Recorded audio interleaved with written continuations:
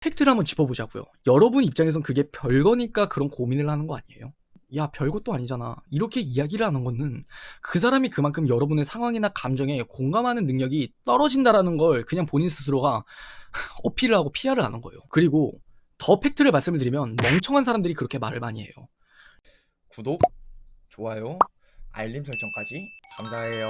감정적 역지사지를 잘 할 줄 아는 사람을 만나셨으면 좋겠어요. 정말 많은 남자가 지나쳐 갈 거예요. 그리고 여러분들은 그 남자를 볼 때마다 이 사람이 진짜 괜찮은 사람일까 아닐까, 이 남자와 내가 연애를 한다라면은 우리가 행복한 연애를 할 수 있을까, 그런 고민들을 참 많이 하실 거란 말이에요. 하지만 그런 기준에 하나를 좀 추가를 하셨으면 좋겠는 게, 이 사람만큼은 진짜 놓치지 않으셨으면 좋겠어요. 정말로. 우리가 잠깐 유년 시절로 돌아가 볼게요. 정말 어렸을 때 되게 그냥 개미랑 뭐 아니면 지렁이 같은 거 되게 그냥 되게 찌르면서 되게 재밌다고 노는 시절이 있었잖아요. 근데 그때는 그냥 그 아이가 나쁜 마음이 아니라 그냥 그렇게 행동을 하면은 얘가 얼마나 아프겠구나를 모르는 거란 말이에요. 하지만 우린 나이가 들면 들수록 내가 이렇게 행동을 하고 저렇게 행동을 하면, 아, 이 사람 입장에서 기분이 나쁘겠구나, 기분이 좋겠구나, 이런 걸 학습을 해간단 말이에요. 그리고 제가 오늘 결론부터 말씀을 드렸던 감정적인 역지사지를 잘하는 사람, 이런 사람은 분명 여러분의 감정을 굉장히 세심하게 배려를 해주면서 여러분을 행복하게 해줄 수 있는 남자라고 생각해요. 우리는 사회생활을 하다 보면요, 역지사지를 잘하는 사람, 그런 사람들은 늘 인기가 많아요. 늘 인싸성이 다분하고요. 내가 이 상황에서 어떻게 하면은 웃길 수 있겠구나, 그런 끼도 있겠지만 낄끼빠빠를 잘하잖아요. 그런 낄끼빠빠를 잘하는 사람은 분명히 이제 역지사지를 굉장히 잘하는 사람이라고 생각을 해요. 똑같아요. 남녀 관계에 있어서도 이제 그냥 역지사지가 아니라 여러분의 감정에 대한 역지사지를 잘하는 사람이다, 그러면은 그 사람은 분명 여러분을 행복하게 해줄 사람이라고 저는 장담해요. 감정적인 역지사지와 그냥 역지사지의 차이를 이야기해봐라 라고 한다면, 아, 그냥 그럴 수 있겠구나, 나라면 그러지 않을 것 같은데, 나라면 그럴 것 같은데 라는 정도 있죠. 여러분이 그냥 쉽게 생각을 하면 이런 거예요. 여러분의 썸남이 여러분을 헷갈리게 해요. 그러면은 나라면 그러지 않을 것 같은데 왜 이 남자 이따구로 나한테 행동을 하지? 이런 건 그냥 역지사지라고 생각을 해요. 근데 사실 까놓고 이야기하면 그것도 역지사지는 아니에요. 정말 그 사람의 상황이나 그 사람의 인생을 살아본 게 아니잖아요. 그렇기 때문에 여러분이 그냥 나는 그렇게 생각하지 않을 것 같은데 라는 전제 자체가 성립이 안 된다라는 거죠. 지금 이 이야기를 아마 알아들으실 분은 알아들었을 거예요. 감정적 역지사지라는 건 그 사람의 상황이나 생각이 아니라 그 사람의 감정에서 한번 생각을 해본다는 거예요. 감정에서. 얼만큼 내가 지금 이렇게 행동을 했을 때 이 사람의 감정이 얼만큼, 어느 정도, 어떤 감정을 느끼고 있을까, 그런 걸 생각할 수 있는 사람을 만나셨으면 좋겠어요. 그럼 구체적으로 그걸 어떻게 하면 알 수 있겠느냐. 첫 번째는 그거예요. 감정 표현을 잘하는 사람. 감정 표현이라는 게 그래요. 사랑이란 걸 많이 받아본 사람이 사랑도 저는 줄 안다라고 생각을 해요. 물론 이제 막내들처럼 사랑만 받고 산 사람들, 그냥 그게 익숙해져서 권리인 줄 알고 사는 사람들도 있겠지만, 어느 정도 저는 사랑도 받아본 사람이 저는 사랑을 줄 안다라고 생각을 하거든요. 그런 것처럼 감정 표현이라는 걸 충분히 잘하는 사람은 감정에 그만큼 공감할 수 있는 능력 역시 높을 수 있다라는 거예요. 여러분이 뭔가를 느꼈을 때 좀 더 세심하게 알 수가 있다라는 거죠. 여러분들과 일이 일어났을 때 미안하단 말, 그리고 고맙다는 말, 이 말을 할 수 있는 상황은 정말 무수히 많을 거예요. 물론 여러분들이 그런 표현을 잘 하지 않는다면, 왜 굳이 고맙다고 말을 하지? 왜 굳이 미안하다고 말을 하지? 이런 생각이 들 수는 있지만, 어느 정도 그런 편견을 떠나서 그냥 이 사람이, 아, 고맙다는 말과 미안하다는 말을 참 잘하는 사람이구나 라는 생각이 든다면 감정적인 역지사지를 아주 잘할 가능성이 높다라는 거죠. 그리고 두 번째는 되게 좀 다른 부분인데, 여러분들을 무시하는 듯한 말이 있잖아요. 여러분의 감정을 생각하지 않는 듯한 말. 야, 너 왜 그런 거 그렇게 심각하게 신경 써? 별것도 아닌 거 가지고 고민을 해. 이렇게 하는 말들. 팩트를 한번 짚어보자고요. 여러분 입장에선 그게 별거니까 그런 고민을 하는 거 아니에요? 근데 그 사람 입장에서, 야, 별것도 아니잖아, 이렇게 이야기를 하는 거는 그 사람이 그만큼 여러분의 상황이나 감정에 공감하는 능력이 떨어진다라는 걸 그냥 본인 스스로가 어필을 하고 피하를 하는 거예요. 저는 그런 말을 하는 사람 중에 감정적인 역지사지를 할 줄 아는 사람 단 한 명도 본 적이 없어요. 그리고 더 팩트를 말씀을 드리면 멍청한 사람들이 그렇게 말을 많이 해요. 야, 너 그런 거 가지고 왜 고민하고 그래? 진짜 똑똑한 사람이고 생각이 열려있는 사람이잖아요.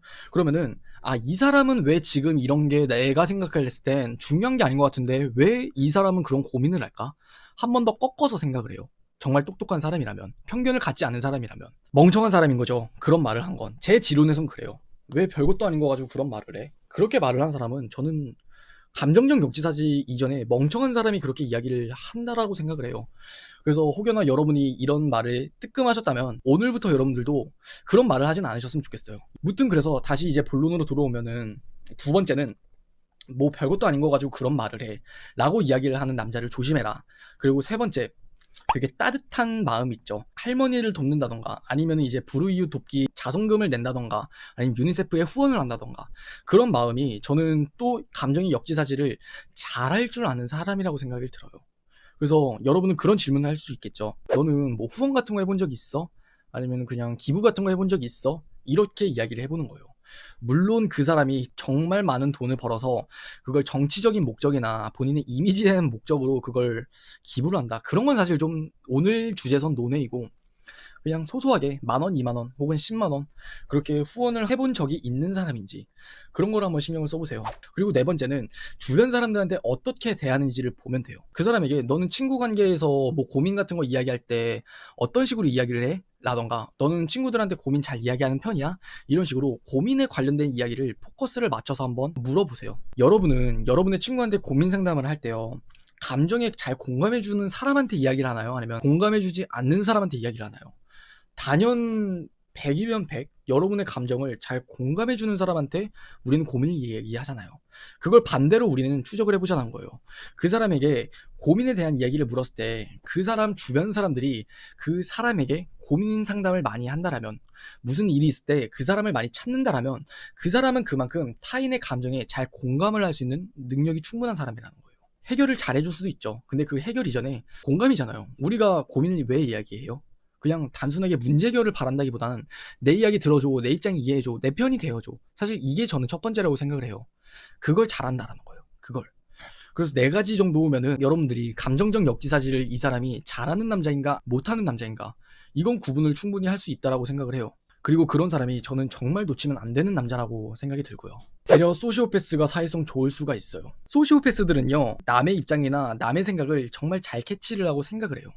여러분들 넷플릭스 중에 종이의 집 보셨는지 모르겠는데 종이의 집에서 베를린 역할 나오시는 분 보신 분은 알 거예요. 이 역할을 하는 사람이 어떻게 보면 좀 소시오패스 기질이 있고 사람의 감정을 정말 미세하게 다룰 줄 아는 능력이 있어요.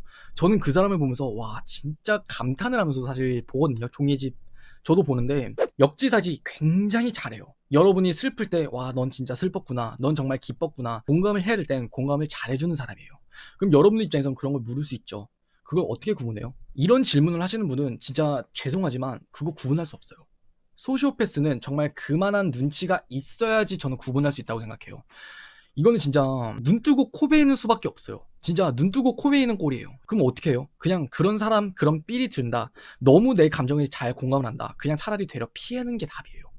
그냥 되려 진짜 피하는 게 답이에요. 그런 사람이 보이면은. 제가 이게 진짜 저도 말씀을 드릴 수가 없는 게 이 소시오패스들을 저도 겪어봤고 그들의 마음을 그들의 생각을 저는 진짜 이해를 하는 사람이거든요. 모르겠어요. 제가 소시오패스 성향을 가질 수도 있는데 또 그렇다고 하기에는 너무 눈물이 많아요. 또 한편으로는. 근데 무튼 이야기가 잠깐 샜는데 소시오패스들은 여러분이 생각하는 그 수준 이상으로 여러분을 아주 잘 속여요. 기업가들 중에서는 소시오패스가 많다 그러죠. 그러니까 그들이 그만한 돈을 벌 수 있는 거예요. 몇십억, 몇백억, 몇 조. 그러니까 그런 사람을 만약 만난다면 보통 일반적인 여러분들이 그걸 구분을 하려고 하는 게 아니라 피하는 게 현실적인 답이다라고 말씀을 드리고 싶어요.